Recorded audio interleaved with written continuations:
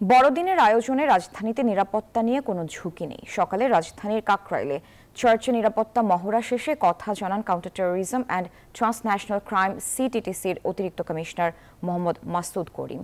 তিনি বলেন, কাকরাইল সহ ঢাকার সব চার্চ ঘিরেই নেওয়া হয়েছে কড়া নিরাপত্তা ব্যবস্থা। বিশেষায়িত সোয়াট team, bomb disposal unit, K9 robot নিয়ে নিরাপত্তা মহড়া দেয়া হচ্ছে। সাদা পোশাকেও দায়িত্ব পালন করছে পুলিশ, দায়িত্বে আছে সেনাবাহিনীও। এবারের বড়দিন নিরাপদে উদযাপন হবে বলে জানান সিটিটিসি প্রধান।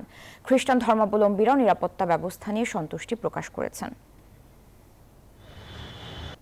যে সমস্ত বড় চার্চগুলো আছে, গুরুত্বপূর্ণ চার্চগুলো আছে, সেগুলোকে নিবিড় পর্যবেক্ষণ করছি।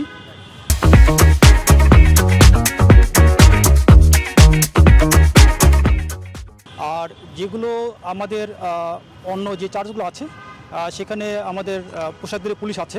একই সাথে আপনারা জানেন যে বর্তমানে আমাদের সেনাবাহিনী আমাদের সাথে আছে, তারা মাঠ পর্যায়ে কাজ করছে।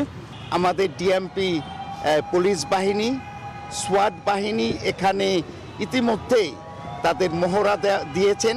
আমরা বিশ্বাস করছি যে আমরা খুব নিরাপদে আনন্দের মধ্যে এই বড়দিন উদযাপন করব।